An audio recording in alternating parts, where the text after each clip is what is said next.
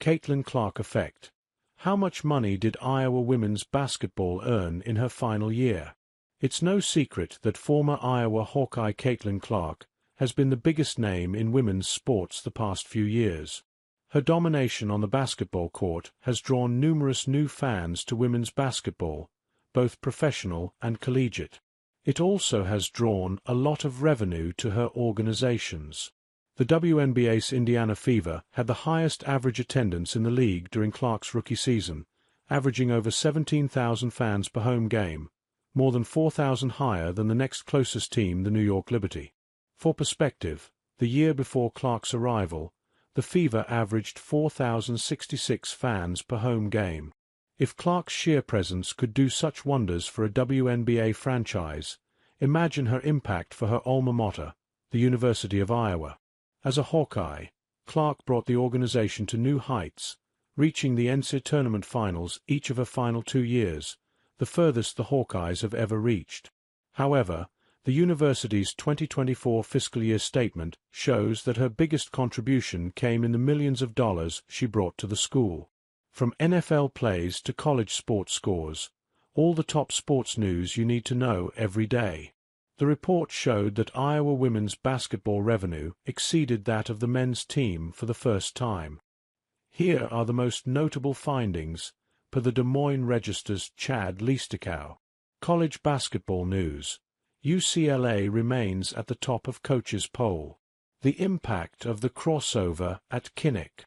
The women's basketball outdoor exhibition game against DePaul, held at Kinnick Field, on October 15, 2024, did wonders for the team's popularity. In that game alone, Iowa drew 55,646 fans, a national record for women's basketball. While much of the proceeds for the game, approximately $250,000, were donated to the University of Iowa hospitals and clinics.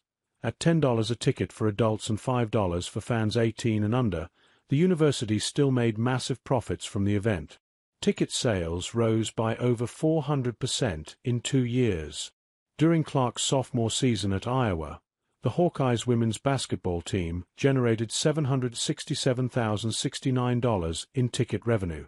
By Clark's senior season, they were generating $3,260,451, more than 4 times their totals from 2 seasons prior.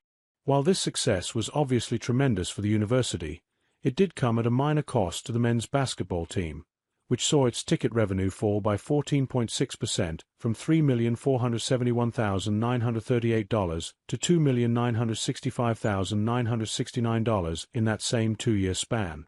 The interest in women's basketball has seemingly carried into the 2024-25 season as well.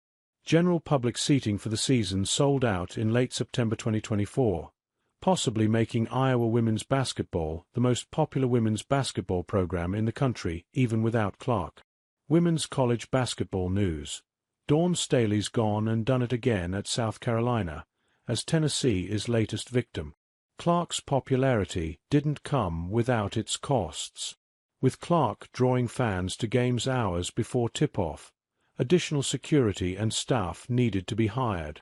All in all, the university spent $1,709,387 to stage women's basketball games, more than 6 times what the defending national champions LSU spent for the same purpose, $258,000, and nearly 3 times more than the defending men's champions, UConn $610,000.